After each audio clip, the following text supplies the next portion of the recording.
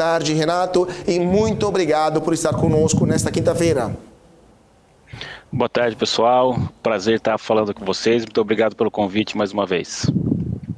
Renato, vamos lá. Panorama do mercado nesse finalzinho do último pregão da semana. O Ibovespa voltou a subir. O que você está achando do movimento do Ibovespa nesses últimos dias, especialmente após a apresentação do arcabouço fiscal e esses setores que mais sofreram nos últimos dias, especialmente setores de varejo, que hoje estão se recuperando levemente, mas que enfrentaram fortes perdas nos últimos dias, né? Qual que é a sua avaliação desse contexto para a Bolsa e o que esperar para as próximas semanas do Ibovespa? Mas essa semana o mercado ficou bastante atento ao anúncio, né, a oficialização do anúncio do arcabouço fiscal. Sem dúvida é uma pauta relevante para a precificação de ativos.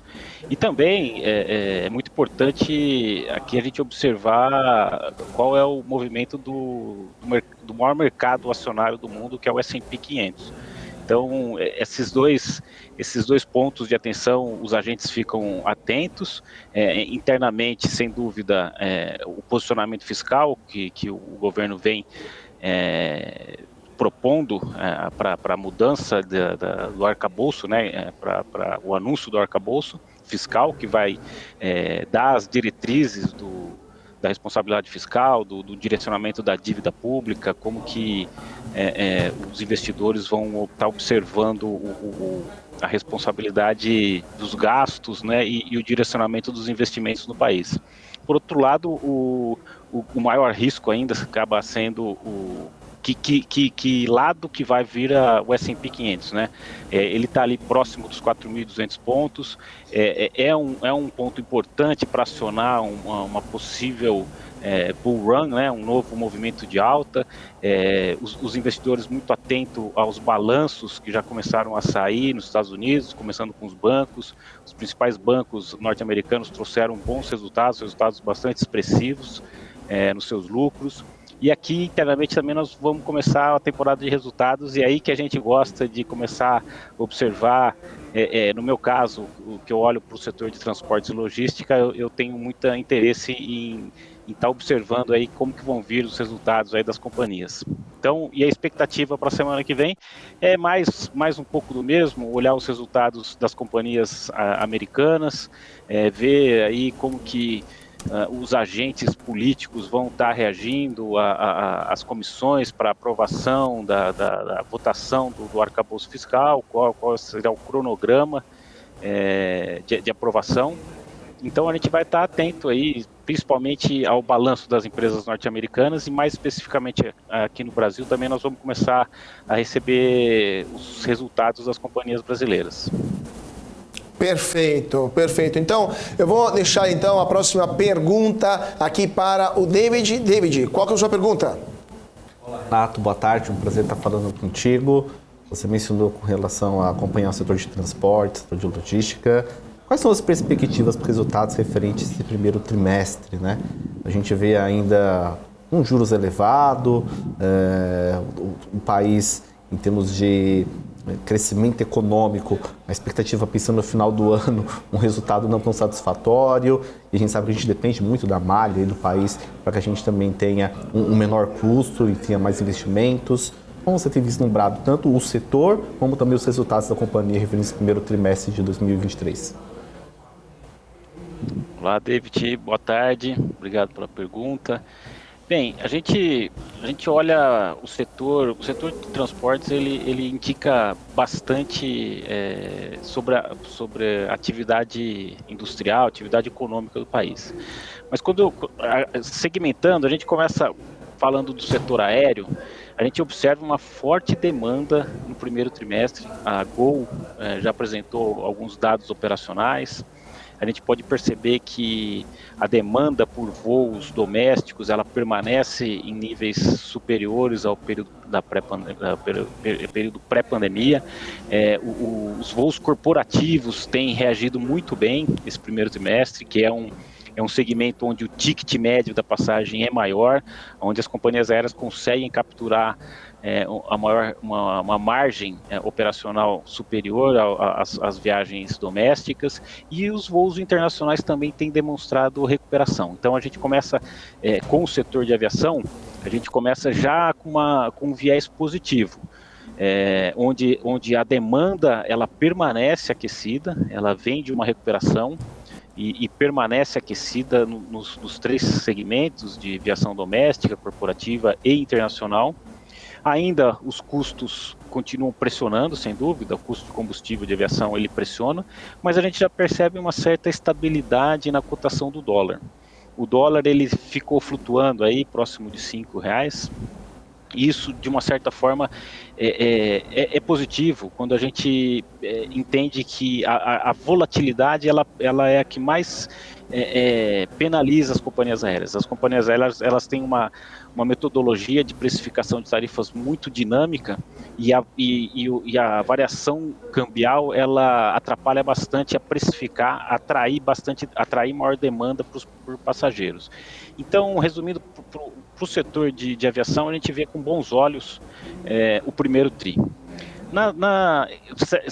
Dentro do segmento, indo para a locação, quando a gente pensa no aeroporto, a gente sempre tem ali um box de locação de veículos.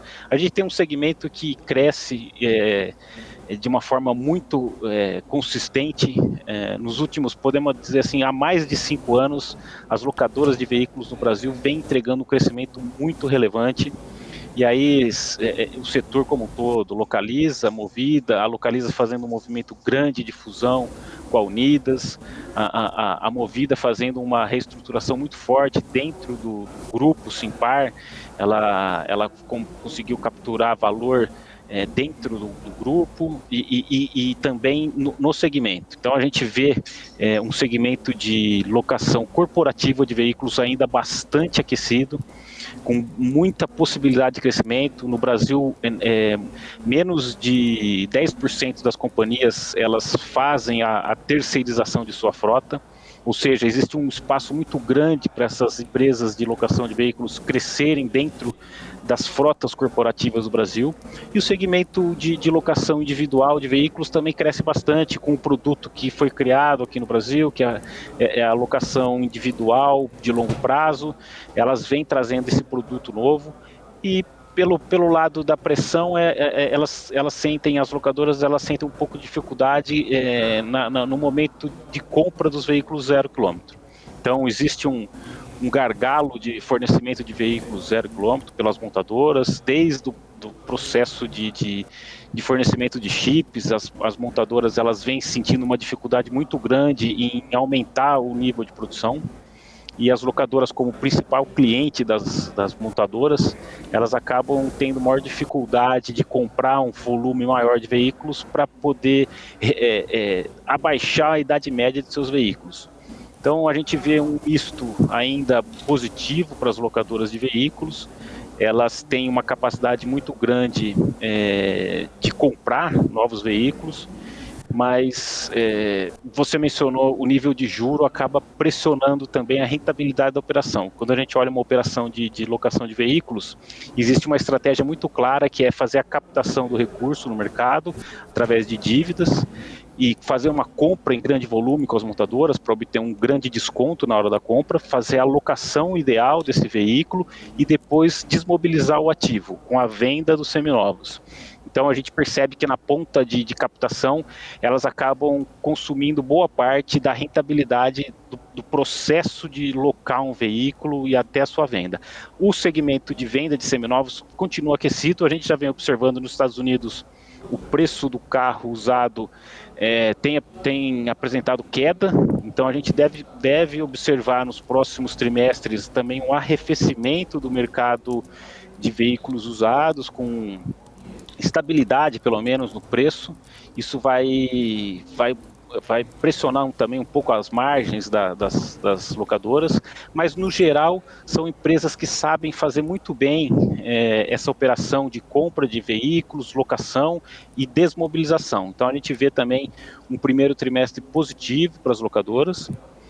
E por fim, eu acho que se eu puder resumir aqui a economia, a gente olha um pouco para as duas concessionárias de rodovias. A principal, a nossa preferência aqui é pela CCR, que tem um portfólio diversificado de ativos, que opera tanto em mobilidade urbana quanto aeroportos e rodovias, fazendo alguns movimentos estratégicos de venda de ativos. Agora ela anunciou também a desistência do projeto do novo aeroporto de São Paulo, que ela tinha um grande terreno para fazer a construção desse aeroporto. Ela já coloca como uma estratégia nova de potenciais novos negócios. Ela trouxe 2 investidores importantes para o grupo, que é a Itaúsa e o Grupo Votorantim, que são investidores que têm capacidade de aportar capital na companhia e capturar aí sim os grandes processos de leilões, sejam no segmento rodoviário, aeroportuário ou até mesmo saneamento, onde a Localiza não atua. A CCR, desculpa, não atua e pode vir a atuar. Então a gente observa que o país ainda tem um grande pipeline de projetos de infraestrutura, seja nos modais de transporte, seja no modelo de saneamento, com o novo marco regulatório do saneamento, que abriu a possibilidade de novos investimentos em diversos municípios do Brasil, e a gente vê a CCR muito bem posicionada para poder capturar esses investimentos nos próximos trimestres e nos próximos anos. Então esse é um panorama um pouco do setor.